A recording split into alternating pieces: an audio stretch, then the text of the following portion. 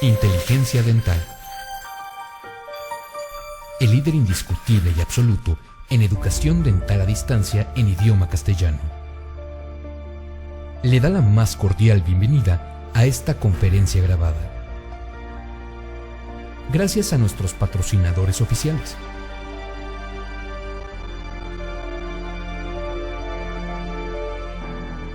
Le ofrecemos siempre un amplio abanico de temas útiles y de actualidad, entregados con alta calidad, por excelentes conferencistas.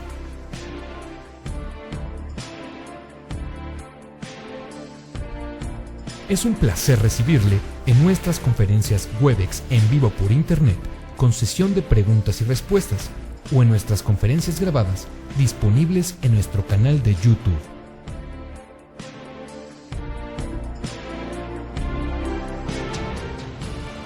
Sus sugerencias y comentarios son bienvenidos en promo@inteligenciadental.com. Por último, le invitamos a visitar nuestro website, en donde encontrará toda la información disponible: www.inteligenciadental.com. Que disfrute esta conferencia.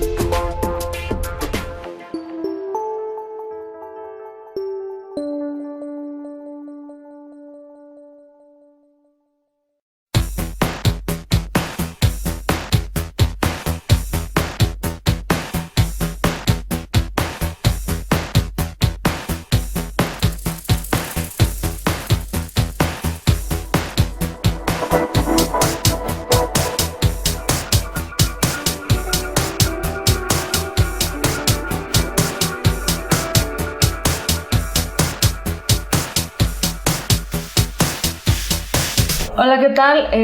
Como ya lo había mencionado Diana, gracias por la introducción. El tema que vamos a ver el día de hoy es la importancia del uso adecuado de localizadores apicales. Bueno, antes de conocer cuál sería la importancia o el uso de un localizador de forámenes o apical, debemos de conocer la zona anatómica en la cual nosotros vamos a trabajar. Principalmente, primero vamos a conocer, de acuerdo a la Asociación Americana de Endodoncia, qué es la construcción apical. Aquí la porción o la construcción apical es la porción apical del conducto radicular, en el cual va a presentar el diámetro más estrecho, y esta posición puede variar dependiendo de la anatomía del diente. Esta posición o esta construcción apical puede variar de 0.5 milímetros o 1 milímetro corto de la longitud o del foramen del centro apical. Ahora, la unión cemento-dentina, cuya definición es la región donde la dentina y el cemento se van a unir a nivel radicular, comúnmente se utiliza para señalar el punto en el cual la superficie del cemento va a terminar. Ahora, dicha posición va a variar anatómicamente también de 0.5 a 3 milímetros desde el ápice anatómico. Ahora, estos son algunos cortes observados por el microscopio electrónico de barrido, en el cual nosotros podemos distinguir dónde está realmente la unión cemento-dentina y dónde se encuentra ubicada la construcción apical. Ahora, han habido muchos estudios, empezando desde 1965 por el doctor Yuri Cutler, en el cual fue el primero en mencionar cómo estaba constituida anatómicamente la porción apical de los dientes. Este está constituido por el ápice radicular, el foramen apical de mayor diámetro, la constricción apical, que es la que va a tener menor diámetro, la unión del cemento y la unión de la dentina. Viéndolo en estos esquemas, también es donde podemos definir dónde está el foramen apical de mayor diámetro, la unión de cemento-dentina y donde se encuentra la constricción apical. Ahora, de acuerdo a la posición topográfica de la constricción apical, vamos a tener nosotros 4 tipos de constricciones apicales. Vamos a tener una constricción tradicional, que solamente va a ser a nivel apical, una constricción cónica, que ya va a tener una conicidad, un taper. Pueden haber múltiples constricciones dentro del conducto sin llegar a la porción apical, y una constricción paralela, que esta también puede terminar antes del CDC. Es muy importante que nosotros conozcamos este tipo de anatomías, y más más adelante cuando veremos el uso adecuado del localizador. Ahora vamos a definir lo que es la longitud de trabajo. Esta va a ser la distancia del punto de referencia desde la corona al punto de la preparación del conducto radicular, y aquí es en donde nosotros vamos a determinar hasta qué punto vamos a poder obturar. Y la longitud de trabajo es muy importante y es la pieza clave de nuestro tratamiento de endodoncia. Por eso es de que cuando nosotros hacemos la preparación de nuestro conducto, sí se pide o se sugiere hacer un desgaste en las cúspides. ¿Para qué? Para que cuando nosotros estemos posicionando nuestro punto de referencia con el tope, de ahí nosotros podamos tener un punto de partida, y que ese siempre sea nuestro punto de referencia anatómico para durante la instrumentación y la obturación. Ahora, Grove en 1930 afirmó que el punto adecuado para la obturación de los conductos radiculares va a ser la unión de la dentina y del cemento, y que la pulpa siempre deberá de ser cortada en el punto en la unión del ligamento periodontal. Y bueno, estos son algunos dientes diafanizados, cuya inyección es con tinta china. Y bueno, lo importante de estos dientes es que realmente estamos nosotros sometidos, todos los que hacemos endodoncia, a que, bueno, como ya lo hemos visto anteriormente, no tenemos un conducto único, tenemos una anatomía con diversas ramificaciones, y entonces sí es importante tener bien determinado mínimo el conducto principal para lograr un sellado y una buena limpieza del conducto.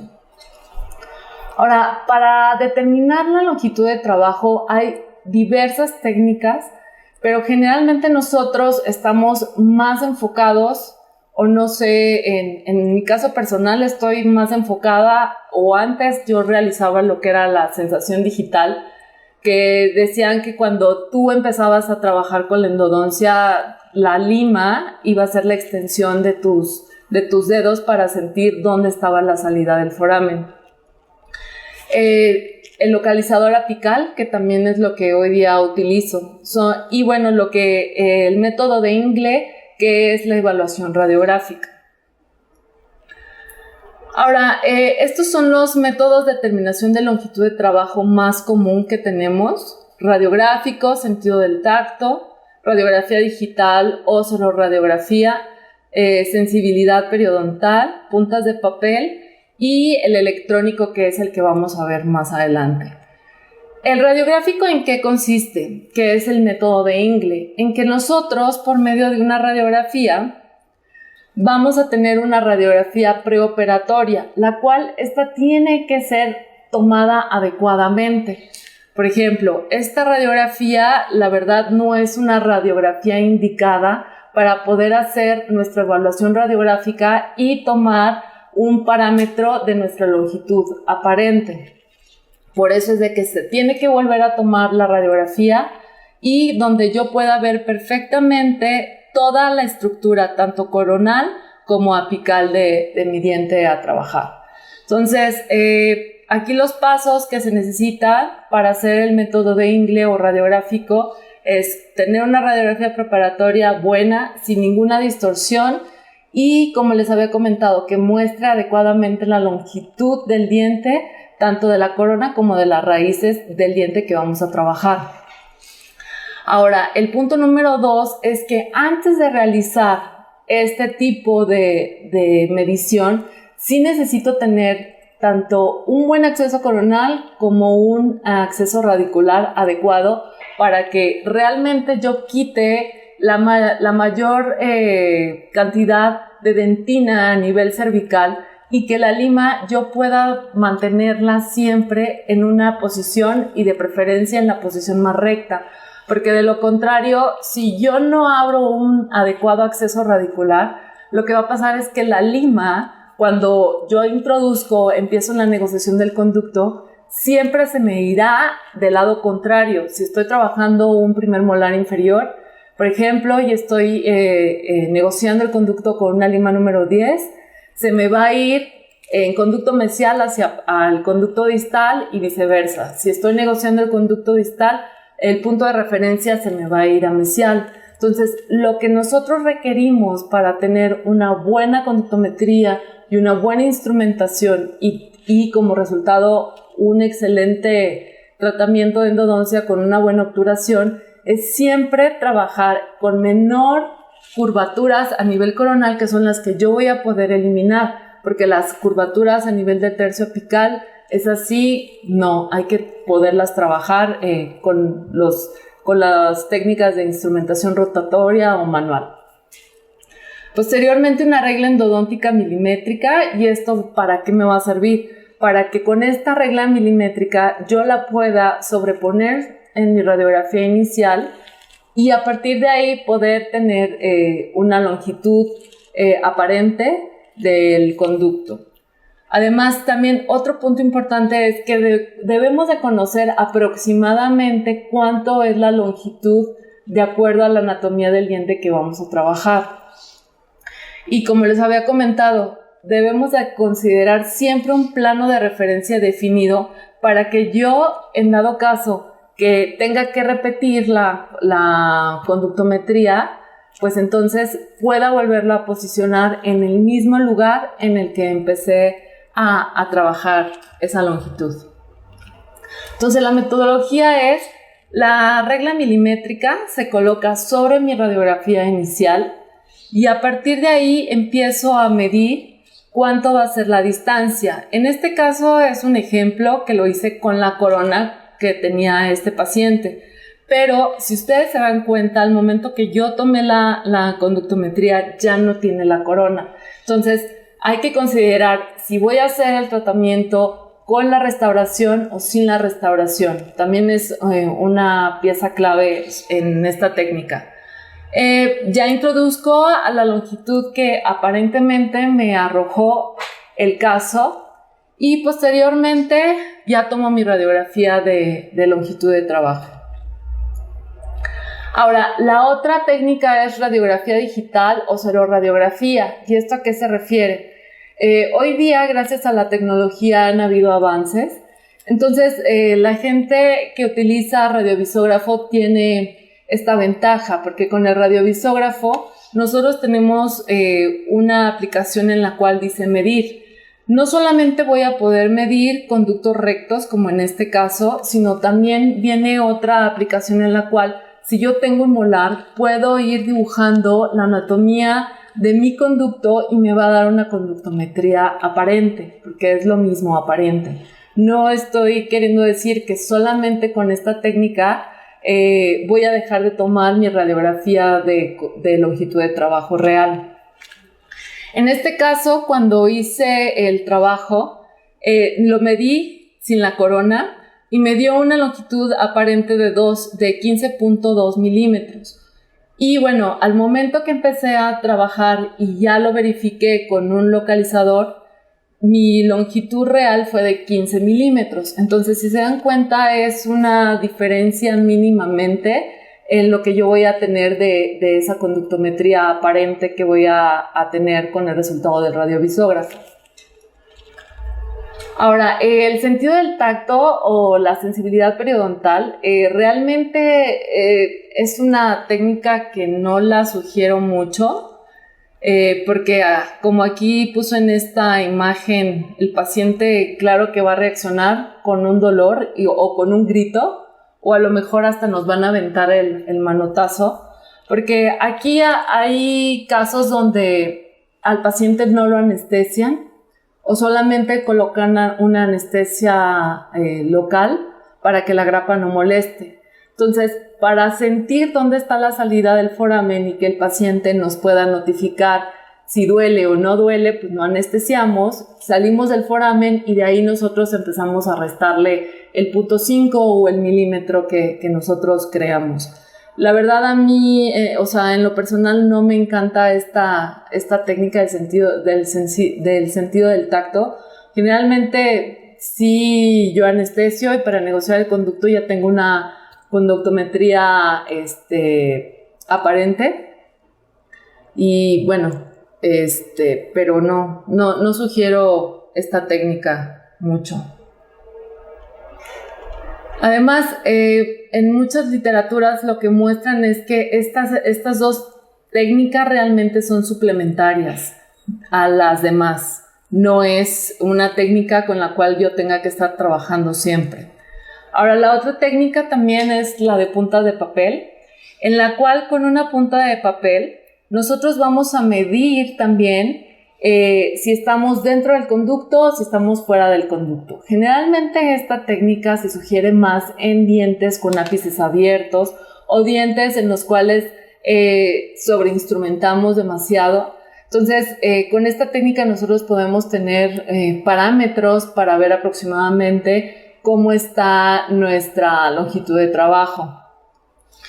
Hay puntas de papel que ya vienen previamente con unas mediciones y entonces a partir de ahí nosotros podemos utilizarlas también para hacer esta técnica de punta de papel. Si la punta de papel permanece seca y si está corta la superficie apical del conducto, entonces ahí nosotros podemos agregarle todavía 1 milímetro más o 0.5 más. Pero cuando la punta de papel se sale al periodonto, se crea un excesivo sangrado que va a humedecer a la punta. Entonces aquí sí tendríamos que restarle lo que se mojó de la punta. Y por ejemplo, en este caso, si nada más la pura puntita de la punta de papel sale humedecida con sangre, bueno, pues entonces ahí sí tendríamos que restarle porque estamos al ras. También es una técnica suplementaria y como les había comentado, generalmente se sugiere esta técnica más en casos de ápices abiertos o forámenes que están ya sobreinstrumentados. Ahora, eso es lo que nosotros tenemos que determinar y partir también. Que nuestra longitud de trabajo, aunque nosotros tengamos ya un aproximado de acuerdo a la literatura de cuánto va a variar, nosotros debemos determinar que una cosa va a ser mi longitud de trabajo radiográfico o que puede ser mi longitud de trabajo fisiológico, que realmente ahí va a salir o termina mi conducto, mi pulpa. ¿Por qué? Porque de acuerdo a la anatomía va a haber una variación también de la salida. No siempre van a terminar al límite radiográfico. Por la desventaja que en muchas ocasiones trabajamos nada más con radiografía y no nos ayudamos de la tomografía, tenemos nada más 2 planos, entonces nosotros siempre queremos ver nuestras obturaciones al límite radiográfico y no, a veces decimos que las herramientas que tenemos hoy día con grandes avances decimos no funciona, porque siempre me marca que está corto cuando tomo la radiografía, entonces esto no funciona en mis manos y siempre nos vamos nada más al límite radiográfico. Además, hay otra situación que cuando tenemos resorciones apicales, también la anatomía del conducto va a variar. Entonces los resultados que vamos a tener en nuestra longitud de trabajo van a variar. Y este caso, la verdad, es el único caso que tengo documentado. ¿Y por qué? Porque desafortunadamente fue un caso de una persona muy allegada a mí, o sea, mi mamá, que cuando yo estaba en el posgrado, a mi mamá le habían hecho un tratamiento de conductos previo en el diente 21. Entonces, en este diente había ya una previa perforación. Entonces, lo que se tuvo que hacer un retratamiento de endodoncia, lástima que no tengo todas las radiografías previas, porque la computadora se descompuso, Pero en las otras radiografías la obturación estaba corta, yo la veía corta en la radiografía. Entonces, para mantener este diente y colocarlo en la corona, pues se tenía que hacer un alargamiento excesivo de corona y hacer una corona tipo Vernier que se extendiera más para prolongar más la distancia del diente en boca. Entonces, en este caso, cuando le empecé a hacer la endodoncia, tomé la longitud de trabajo y ya tenía localizador. Utilicé el localizador y la radiografía y siempre me marcaba corto. Si se dan cuenta, el otro central también la endodoncia se ve corta. Entonces yo decía, creo que el localizador en este caso no me está funcionando. Entonces definitivamente me voy a ir al límite radiográfico porque se ve horrible mi endodoncia. Yo no me puedo quedar así. Entonces cuando este diente ya empezó a fracasar y se tuvo que extraer para la colocación de un implante, ¡oh sorpresa!, cuando extrajeron el diente. Esta es una vista por bucal.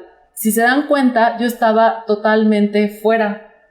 Y aquí radiográficamente se ve como si yo estuviera en mi límite apical. O sea, si así lo veo por bucal, pues realmente la gutapercha pues sí está llegando hasta el límite radiográfico.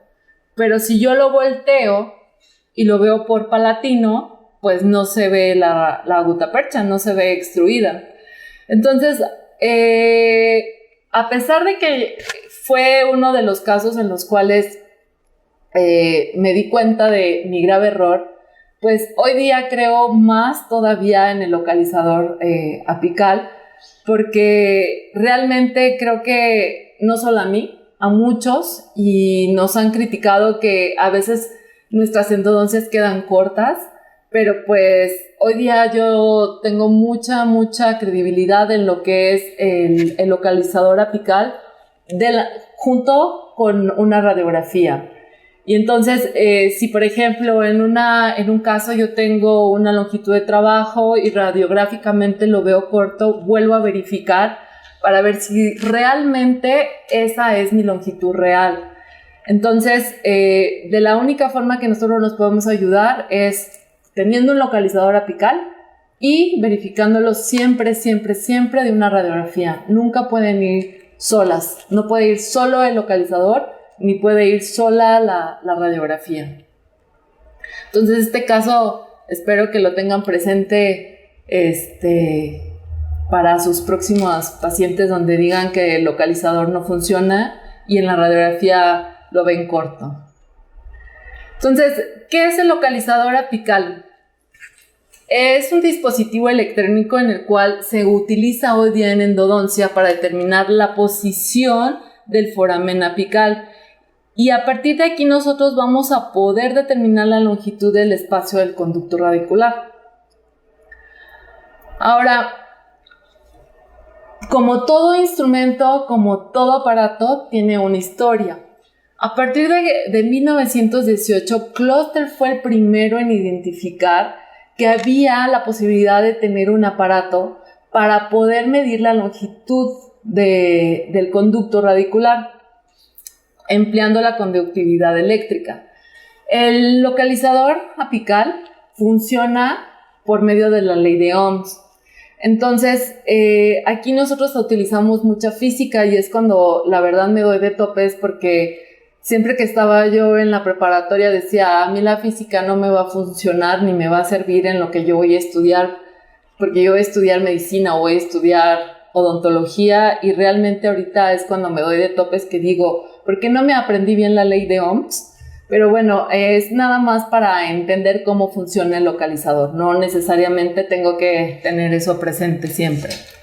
Ahora, en Suzuki 1942 fue el que reportó un dispositivo que medía la resistencia eléctrica entre el ligamento periodontal y la mucosa oral.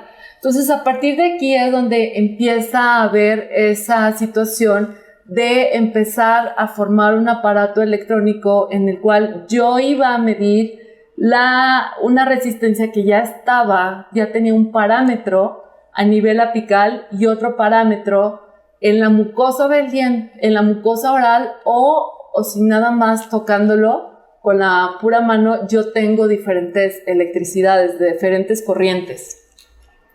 Tsunada en 1962 llevó a cabo una serie de experimentos en pacientes y reportó que la resistencia eléctrica entre la mucosa y el periodonto era constante, sin importar la edad del paciente o el tipo o la forma del diente. Entonces, si se dan cuenta, a partir de ahí, todos esos datos que se iban tomando es lo que nuestro localizador apical es lo que tiene documentada esa cajita, y que nada más el hecho de tener 2 electrodos nos va a permitir que nos dé un resultado de dónde está la salida de mi conducto. Juan en 1987, él informó que este principio no es una característica biológica, sino que más bien es un principio físico. En 1973 se le incorpora a todos estos aparatos un sonido. ¿Y esto para qué es? Para ir determinando cómo va avanzando la lima. Hoy día los aparatos pueden tener el sonido o no lo pueden tener, se les puede quitar. Y bueno, en 1980, a partir de ahí, todos los localizadores empiezan a trabajar por impedancia. Y esta impedancia utiliza el mecanismo electrónico donde la impedancia es más alta en la constricción apical. Entonces, por eso cuando llegamos nosotros a la constricción apical, nuestro localizador es cuando empieza a tener otro cambio. Después de estar pip, pip, pip, pip, empezamos a la constricción apical y empieza pip, pip, pip, pip, pip, que es la porción que es más estrecha del conducto donde la impedancia va a cambiar drásticamente cuando este conducto está considerado como un tubo hueco largo. Ahora, aquí vamos a presentar lo que es toda la evolución de los localizadores apicales. Nos vamos a ir desde la primera generación hasta la quinta y sexta generación que tenemos de los localizadores. Ahora bien, los localizadores de primera generación tenían una resistencia de 6.5 volts de ohms, y aquí lo que estamos hablando es de que estos localizadores de primera generación desafortunadamente solamente trabajaban por resistencia, no por impedancia, y además al momento de hacer la toma se tenía que utilizar únicamente en conductos secos. Los de segunda generación ya fueron cambiando, estos ya trabajaron por impedancia, pero también se utilizaba nada más en conductos secos. Tercera generación empezaron a trabajar por impedancia, pero aquí ya fueron aumentando las frecuencias, 2 tipos de frecuencias, que en esta generación está considerado el root ZX. En la cuarta generación, aquí ya se empezó a trabajar igual por impedancia, pero con diferentes frecuencias, con 5 frecuencias, pero hasta aquí todavía los conductos tenían que estar secos. A partir ya de la quinta y de la sexta generación hubo cambios, que son localizadores que trabajan con múltiples frecuencias, pero la ventaja que tenemos es que estos localizadores sí se pueden utilizar en conductos húmedos y en conductos en donde tenemos secreciones. Había también una discusión en que decían que lo que eran los conductos que tenían hipoclorito de sodio, hasta lo que era la cuarta generación, conductos que tenían hipoclorito de sodio, EDTA, por la cantidad de electrolitos sí había una variante, y por eso es de que recomendaban el uso de los localizadores nada más con puro secos, conductos secos. Entonces, a partir de la quinta generación y de la sexta, esto ya no es ningún problema. Aquí nosotros podemos trabajarlo en conductos húmedos, en conductos semihúmedos, no totalmente secos. Además, si nosotros tenemos algún caso donde empiece a drenar pus o hay un sangrado muy abundante, también nosotros lo vamos a poder utilizar. No hay ninguna contraindicación.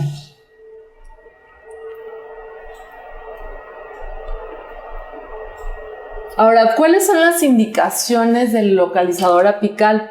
Generalmente lo vamos a poder utilizar en todos los pacientes, a excepción de, y lo vamos a ver más adelante, ni es tanto una contraindicación los pacientes que utilizan marcapasos, y ahorita lo vamos a ver cómo. Pero bueno, lo vamos a utilizar principalmente en pacientes embarazadas. ¿Por qué? Porque aquí vamos a disminuir la cantidad de radiación.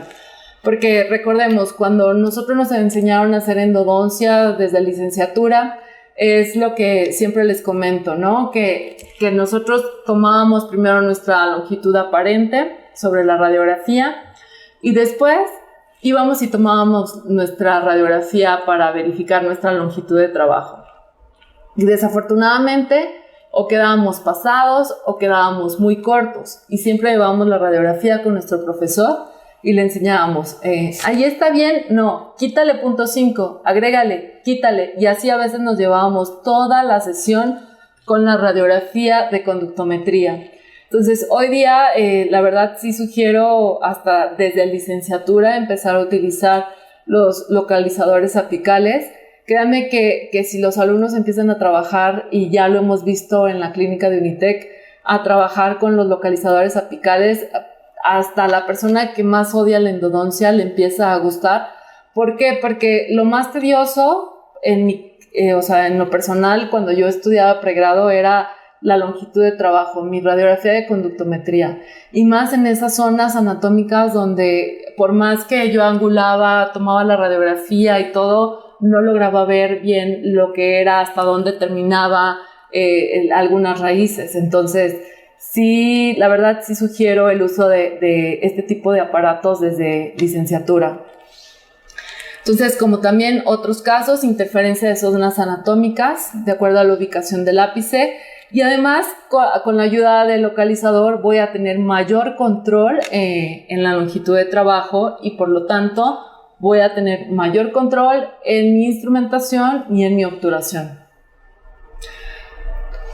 Ahora, una de las ventajas que tienen los localizadores es que son realmente muy precisos, o sea, y más los de quinta y sexta generación, por todo lo que ya les he comentado.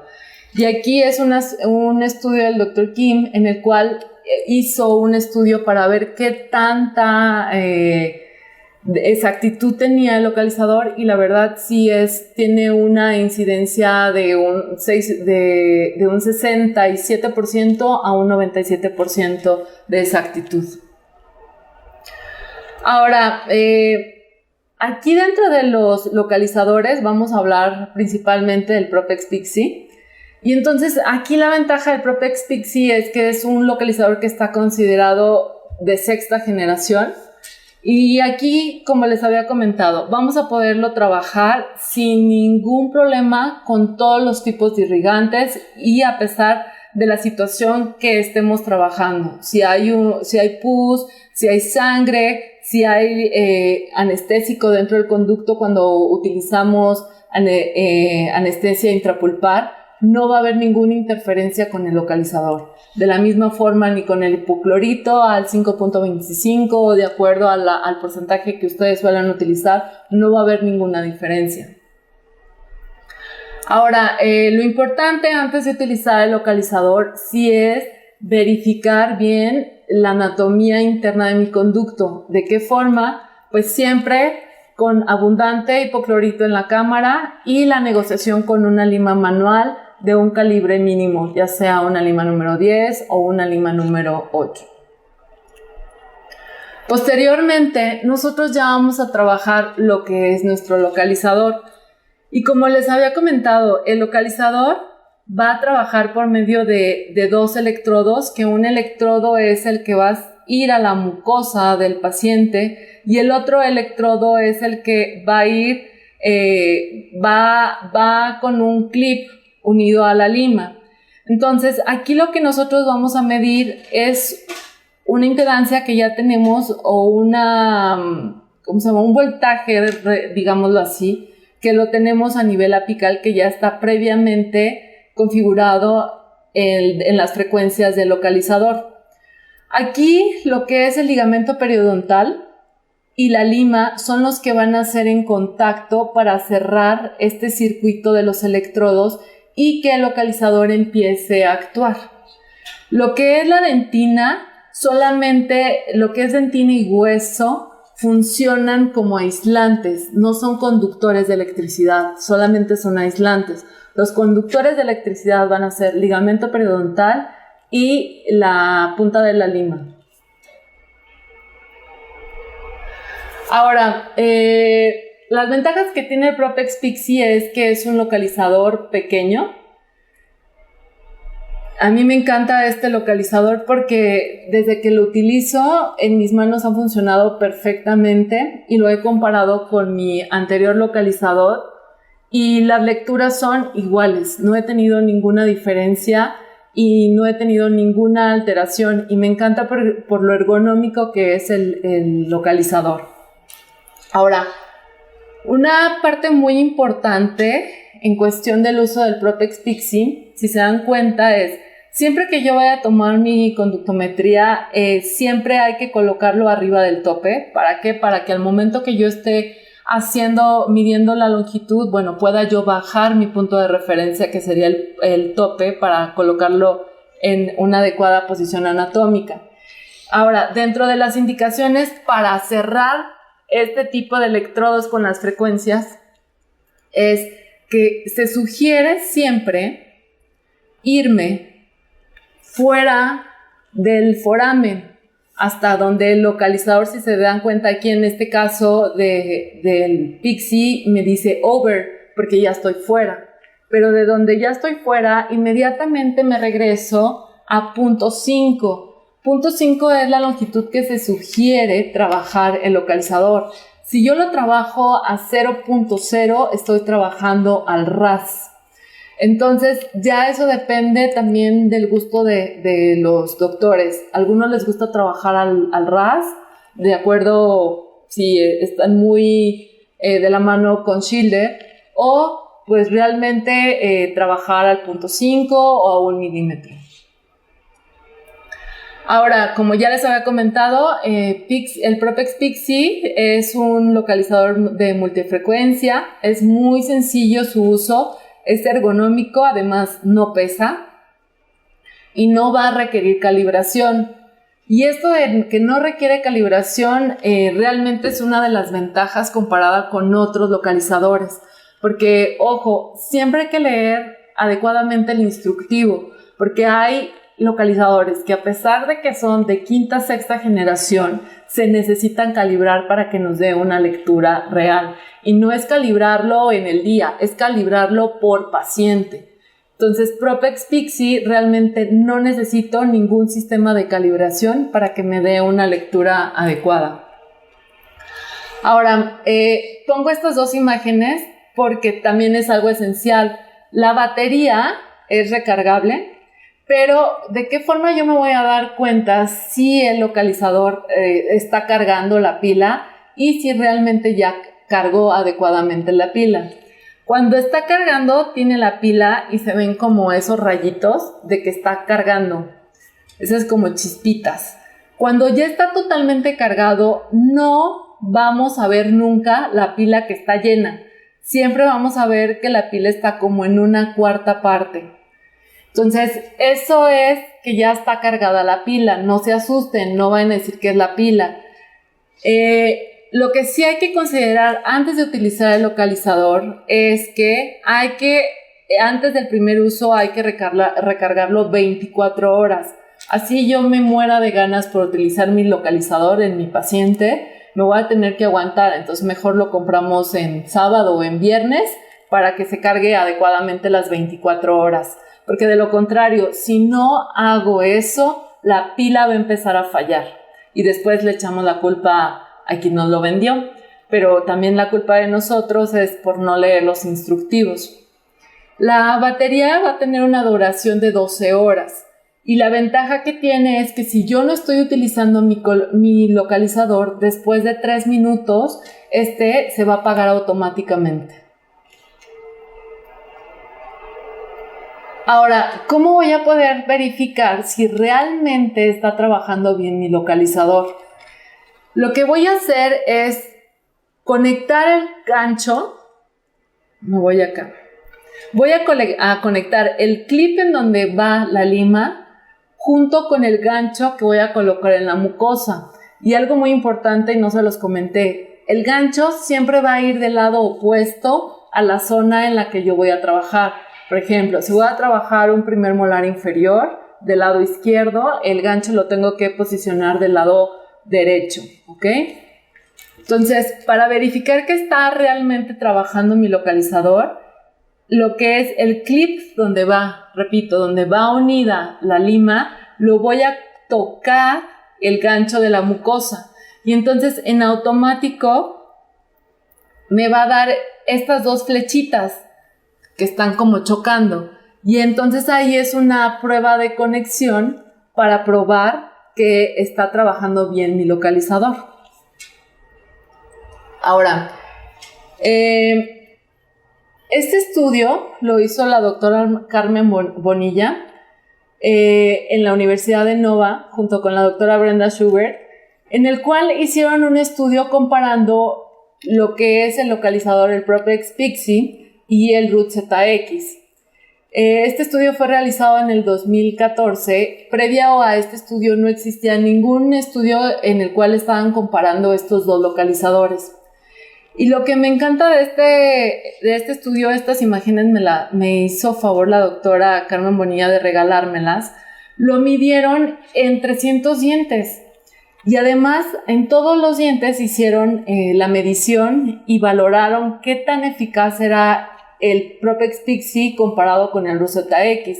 Y menciono este localizador porque este localizador, siempre que cuando nosotros estamos en el posgrado, pedimos a nuestros profesores, ¿y qué localizador me sugiere? Bueno, siempre nos dicen el Root ZX, ¿no? Entonces, pero hoy día, pues antes era un localizador que era confiable, pero ya viéndolo, pues sí, también hoy día para mí el Root ZX es confiable, pero sí tiene sus ciertas contraindicaciones. Ahora, en este estudio que hizo la doctora, comparó qué tan viable era el empleo del Propex Pixie y del Root ZX, y cuyo resultado es que no hubo diferencia entre el empleo de estos dos. Los dos dieron la misma lectura y dieron buenos resultados. Además, uno de los objetivos que también tenemos con el localizador es que cuando yo esté tomando mi conductometría, también debo de considerar cómo está anatómicamente mi conducto. Me refiero al diámetro. Si sé que voy a trabajar un conducto distal y en la radiografía veo que el conducto está amplio, no me voy a ir luego a tomar la conductometría o sea, no es de que me vaya luego. Yo ya con una previa negociación sé cuál es el calibre apical aproximadamente de ese conducto, porque a veces queremos generalizar los conductos y siempre queremos tomar la conductometría con la lima número 15. Y esto, la verdad, también por eso tenemos fallas. Entonces, también lo que sugiero es que siempre valoremos la anatomía del conducto que estemos trabajando. ¿Por qué? Porque a veces en un conducto palatino a veces voy a poder trabajar voy a poder medir mi longitud hasta con una lima 35, 40 o 45, dependiendo del caso. Entonces, en el estudio de la doctora Bonilla, lo que hizo fue eso. O sea, los conductos, de acuerdo a la anatomía, fue el tipo de lima que empezaron a medir el conducto. Y las lecturas que les dieron realmente fueron las mismas. Vean, en las diferentes es un diámetro menor, un diámetro mayor. Ahora, este otro estudio en la evaluación de la relación entre el diámetro apical y el número de la lima es lo mismo que les estaba comentando el estudio previo de la doctora Bonilla. El de la doctora Bonilla, el artículo salió en febrero y este artículo salió hasta diciembre del mismo año. Entonces ya tenían como un fundamento de lo que la doctora había previamente investigado. Y en este artículo también, cuyo resultado fue que en efecto, o sea, siempre debo de considerar la anatomía del conducto para saber con qué tipo de lima voy a poder hacer mi longitud de trabajo y que mi localizador pueda funcionar en buen estado. Ahora, el modo de empleo de los localizadores, siempre debemos de partir de una radiografía inicial. No puedo iniciar ningún tratamiento de endodoncia si no tengo una radiografía inicial y principalmente en buen estado. Punto número 2, aislamiento con dique de hule. Sí o sí, no hay otra opción. Si no hay dique de hule, no hay endodoncia, y eso siempre lo tengo muy presente porque la doctora Justus en el posgrado siempre nos decía eso. Si no hay dique de hule, no hay endodoncia. Entonces, si no hay dique, entonces el diente es de extracción. Motivo por el cual también, a pesar de, pongo este segundo paso. El tercer paso es siempre realizar un adecuado acceso radicular y coronal y un ensanchamiento previo del tercio coronal. Antes de este ensanchamiento, yo fui capacitada en el posgrado y en pregrado con acceso radicular con Gates Glidden. Hoy día, la verdad, las Gates Glidden ya no las utilizo. Prefiero hacer un ensanchamiento del tercio coronal, ya sea con pad file, pero pad file es para negociar todo el conducto. Sé que no me lo va a abrir bien, pero posteriormente utilizar ProGlider, que sí me va a dar una buena conicidad a nivel cervical, junto con Wei-1 Gold Glide. También me va a abrir perfectamente el tercio coronal, el tercio medio, y después de esto ya puedo proceder a hacer la toma de mi conductometría con el localizador. Hay que secar perfectamente la cavidad cameral. No estoy diciendo radicular, sino cameral. Punto número 5, hay que seleccionar el tamaño de la lima que se adapta al conducto radicular. Humedecer el conducto en dado caso si está seco. Y colocar el clip al paciente al lado opuesto a la zona de trabajo, para posteriormente colocar el clip a la lima por encima del tope de hule. Entonces, todos estos pasos, si nosotros los llevamos así en secuencia, créanme que vamos a tener una buena lectura con nuestro localizador y un buen uso. ¿Cuáles son los problemas comunes que tenemos con el localizador? En algunas ocasiones tenemos una inestabilidad del localizador. ¿Y esto por qué puede estar pasando? Porque hay un contacto de la lima con alguna restauración metálica, o de lo contrario tenemos alguna filtración coronal en casos donde tenemos caries cervical. ¿De qué forma vamos a solucionar esto? Bueno, uno es poder eliminar la restauración metálica si en el caso se puede, o de lo contrario lo que se sugiere es aislar el diente, la restauración metálica que no tenga contacto con la lima. ¿De qué forma? Lo podemos aislar ya sea con algodón, o lo más sencillo y lo que funciona mejor es utilizando ¿cómo se llama? Se me fue el nombre. Una cinta de aislar, se me fue el nombre de la cinta. Esta cinta que utilizan los electricistas, una blanca, a ver si se me acuerdo, se me fue el nombre. Y entonces podemos aislar perfectamente la cámara. ¿Para qué? Para tener el mínimo contacto de la lima con el teflón. Se coloca el teflón alrededor de la cámara y posteriormente tenemos ya la lima dentro de la cámara y la lima ya no tiene contacto con la restauración metálica porque alrededor colocamos el teflón. Y para mí es más sencillo el teflón porque lo puedo compactar adecuadamente alrededor de la restauración. Y la segunda es cuando hay filtración coronal por medio de caries. Entonces lo que se hace es, lo más sencillo sería eliminar la caries, y que debería de ser eliminar caries y restaurar esa zona. En dado caso que no se pueda por X circunstancia, entonces aplicamos el aire en la cámara y con eso nos va a dar una buena lectura. Ahora, que la señal sea prematura, que me indique luego que meta la lima y ya indique como si yo ya estuviera en el foramen. Entonces, generalmente esto se da por conductos que están completamente secos. y la única solución es la irrigación con el hipoclorito. O señales que desde el principio me marque Apex. Entonces es alta cantidad de electrolitos, que es sangre, pus, exudados. Esto lo pongo por otros localizadores, porque realmente vuelvo a hacer hincapié, y no es porque utilice el Propex Pixie, pero realmente con el Pixie no tengo este tipo de alteraciones. Y entonces aquí lo que hacen para controlarlo solamente es irrigación del conducto con hipoclorito de sodio o con solución salina. Ahora, ¿qué va a pasar en algunas consideraciones? Por ejemplo, en la obliteración de conductos realmente no voy a tener una lectura real con el localizador.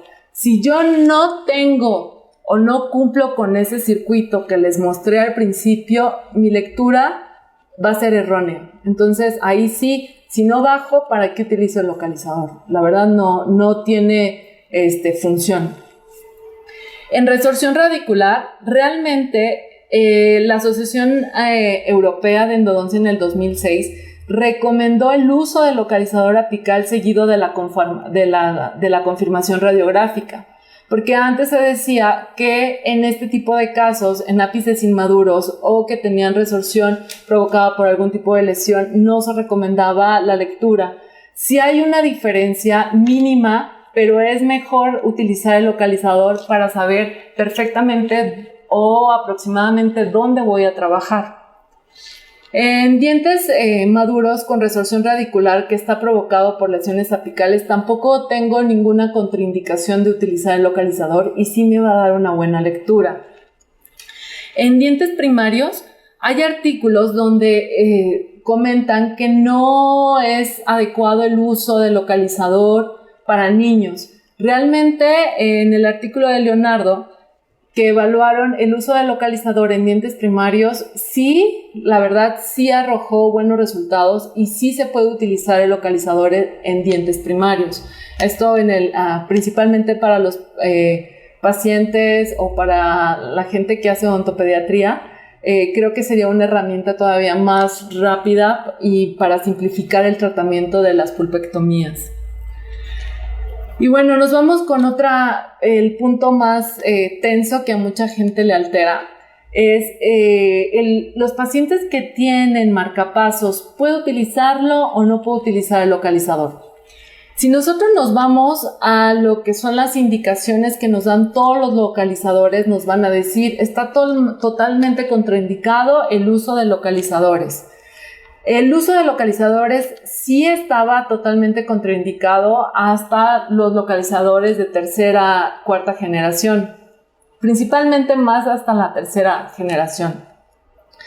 Hoy día, lo que son los localizadores de quinta, sexta generación, no hay ninguna contraindicación y ahorita vamos a ver algunos artículos, pero no estoy diciendo que si me llega un paciente con marcapasos, y la literatura del aparato me está diciendo que está contraindicado, pues lo único que yo podría hacer es realizar una interconsulta con un cardiólogo.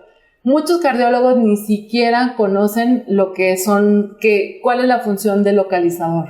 Entonces, además, las frecuencias que arrojan el localizador son mínimas, o sea, no causan alteración en los localizadores.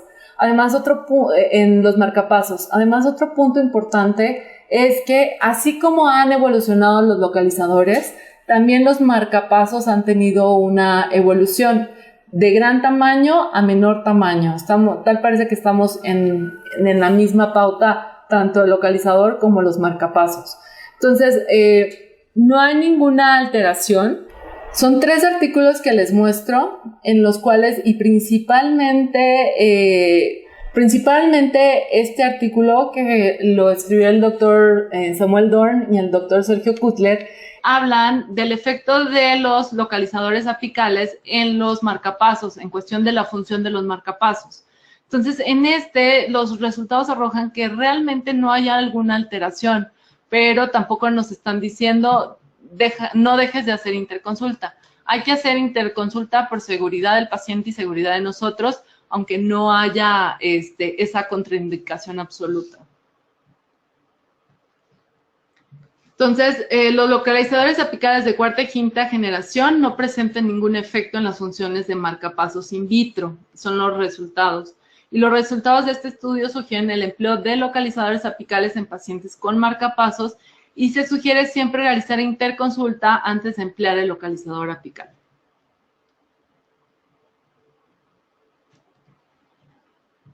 Y bueno, hoy día voy a cerrar con esto del uso de la tomografía.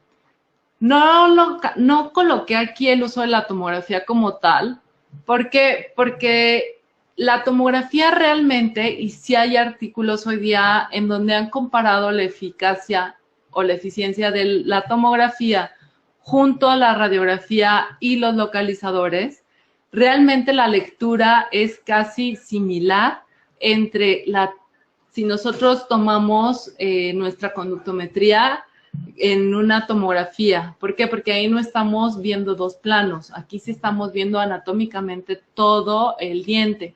Y principalmente con el software de 3D Endo de Dentsply, Sirona. Este software, que es un software para hacer un diagnóstico previo a nuestro paciente y hacer nuestro plan de tratamiento, ahí nosotros tenemos la facilidad de hacer la medición de nuestra longitud de trabajo. Repito, es una longitud aparente que sí tiene proximidad con el resultado que nos arroja el localizador. Entonces, hoy día tenemos ya varias herramientas para tener un buen control de nuestro trabajo en referente con la longitud de trabajo y que nos dé un buen resultado en cuestión de la instrumentación y la obturación. Muchas gracias por su atención y si hay preguntas.